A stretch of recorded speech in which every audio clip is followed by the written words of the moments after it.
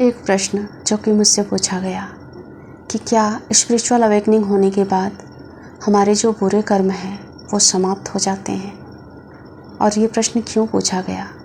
सबसे पहले हम इसे ही समझते हैं। देखिए, जब हमारी स्पिरिचुअल अवेकनिंग होती है तो उसमें हमारी शक्ति जागृत होती है, माँ शक्ति, जिसे हम कुंडलिनी कहते हैं। और जब कुंडलिनी जागृत होती है तो हमारा आज्ञा चक्र भी जागृत होता है, और आज्ञा चक्र जागृत होने के बाद हम ईश्वर दर्शन करते हैं, देव दर्शन होता है हमें। तो लोगों का ये मानना है, और हो सकता है जिन्होंने प्रश्न पूछा है वो इसी को जानते और समझते हुए पूछा होगा कि क्या जब हमें देव दर्शन हो गए, जब हमें ईश्वर दर्शन हो गए, तो हमारे जो बुरे कर्म हैं वो तो कट जाने चाहिए। जो पूरे प्रारब्ध हैं, जिनका फल हम भोगने वाले हैं, वो सब कुछ अब हमें नहीं भोगना पड़ेगा। तो इस प्रश्न का जवाब हम इस वीडियो में जानेंगे।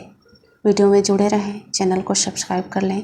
वीडियो पसंद आए तो लाइक करें, क्योंकि आपका साथ ही मेरी शक्ति है। सबसे पहले हम कर्म को समझते हैं। कर्म क्या है? तो हमारे द्वारा किया गया हर क्रिया कर्म है, और हर कर्म एक बीज की तरह है जो कि हमने ही बोया है, और वो कभी न कभी फल जरूर देगा। जो कुछ भी हमने अपने विचारों से, शब्दों से, कर्मों से इस जन्म में या फिर पिछले जन्म में क्रियाएं की हैं, वो सब कुछ इस ब्रह्मांड में दर्ज है, और एक ना एक दिन वो पेड़ जरूर बनेगा और फल भी जरूर मिलेगा। इसे ही हम लॉ ऑफ कर्मा कहते हैं, और इसी सिद्धांत पे पूरा ब्रह्मांड टिका हुआ है। तो सबसे पहले तो हमें अपने कर्मों पर ध्यान देना चाहिए। कर्म 3 प्रकार के होते हैं। शास्त्रों के अनुसार मनसा, वाचा और कर्मणा, ये 3 प्रकार के कर्म बताए गए हैं। यानी कि किसी को हम मन ही मन कुछ बुरा सोचते हैं, गाली देते हैं, बुरा भाव रखते हैं, तो वो भी हमारे कर्मों के गिनती में आता है। किसी को हम गलत वचन बोलते हैं, किसी को हम बुरा भला कहते हैं, बोलकर किसी को दुख देते हैं, तो वो भी हमारे कर्मों में ऐड हो जाता है। उसी तरीके से जो हम हाथ पैरों के द्वारा कर्म करते हैं, किसी को मारते पीटते हैं, किसी को टॉर्चर करते हैं, दुख देते हैं, तो वो भी कर्म ही है। तो ये सब कुछ कर्मों के प्रकार हैं, और ये सब कुछ कर्म इंसान कभी न कभी ज़रूर किया होता है। तो इसमें अच्छे कर्म भी होते हैं और बुरे कर्म भी होते हैं, तो दोनों का फल मिलना निश्चित होता है।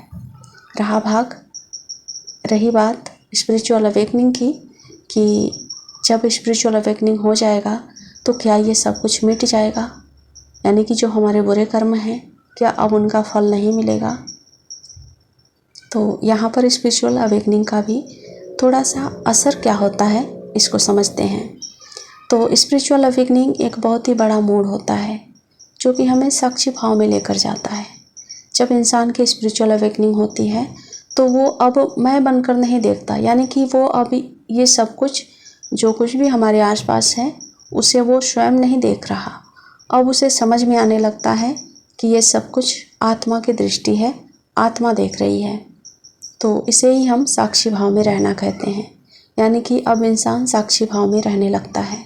तो इससे क्या होता है कि जो हमारे पुराने कर्म हैं उनका फल तो आता है, लेकिन उसका प्रभाव कम हो जाता है।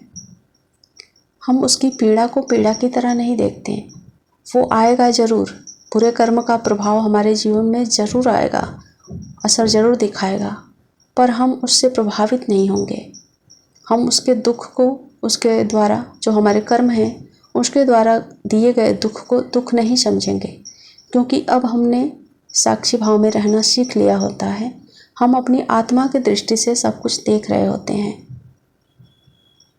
तो इसीलिए हर पीड़ा को हम पीड़ा की तरह नहीं देखते हैं।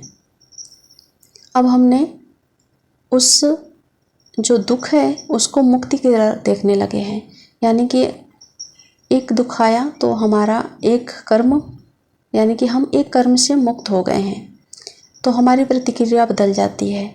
अब हम रोने की जगह ऑब्जर्व करने लगते हैं, घबराने की जगह सरेंडर हो जाते हैं ईश्वर के प्रति, प्रकृति के प्रति।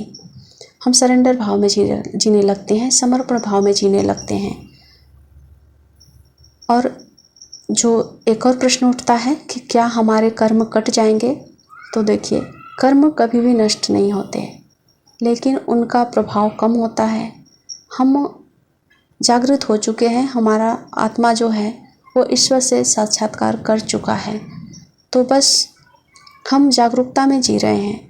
तो जो भी आएगा हम उसे एक्सेप्ट करते जाएंगे। वो हमें उतना प्रभावित नहीं करेगा जितना कि जो लोग नॉर्मल हैं, अवेकन नहीं हैं, उनको प्रभावित करता है। और एक बात और ऐड हो जाती है, जैसे कि हम स्पिरिचुअल अवेकनिंग को पाने के लिए, अवेकन होने के लिए जो प्रार्थनाएं करते हैं, जो मंत्र जाप करते हैं, जो साधनाएं करते हैं, उनका भी प्रभाव हमारे जीवन में पड़ता है। जितने भी मंत्र जाप हम करते हैं, तो जो हमारे पेंडिंग कर्मास होते हैं वो धीरे धीरे समाप्त होने लगते हैं। और उसके साथ ही हम प्रार्थनाएं कर रहे हैं, मंत्र जाप कर रहे हैं, साधनाएं कर रहे हैं, तो हमारे ऊपर ईश्वर की कृपा भी होती है। तो उस ईश्वरीय कृपा से कुछ कर्म हमारे रद्द हो जाते हैं, यानी कि उनको खारिज कर दिया जाता है प्रकृति के द्वारा, क्योंकि हमने खुद को सरेंडर कर दिया है, ईश्वर के सामने समर्पित हो चुके हैं। तो इसका निष्कर्ष ये निकलता है कि स्पिरिचुअल अवेकनिंग एक चमत्कारिक बटन की तरह होता है, जो कि एक परिवर्तन का बटन है। जैसे कि हमारा कर्म फल आना तो बंद नहीं हुआ, लेकिन अब हम उन कर्मों के गुलाम नहीं रहेंगे, उन कर्मों के हम गुलाम नहीं बनेंगे, उस दुख पीड़ा के गुलाम नहीं बनेंगे, उसके द्वारा दिए गए दुख से हम दुखी नहीं होंगे। अब हम अपने स्वयं के मालिक बन जाएंगे, आत्मा हमारा मालिक बन जाएगा, परमात्मा हमारा मालिक बन जाएगा। और जो भक्ति है, जो कृपा है, उससे जो हमारे कर्म हैं उनसे हम मुक्त हो जाएंगे। और यही असली मोक्ष की दिशा होती है। अगर आप भी इस यात्रा पे हैं तो डरिए मत। हर कदम पर आत्मा हमारी जागृत हो रही है, ईश्वर हमारे साथ हैं, तो एक एक कर्म हमारे जरूर शुद्ध हो जाएंगे। आगे हम अच्छे कर्म करेंगे तो हमारे बुरे कर्म भी जरूर ख़त्म हो जाएंगे। तो उम्मीद है इस वीडियो से आपने ये ज़रूर जान लिया होगा कि स्पिरिचुअल अवेकनिंग होने के बाद हमारे बुरे कर्म हमें किस तरीके का प्रभाव देंगे, ख़त्म होंगे या फिर नहीं। जय माँ काली।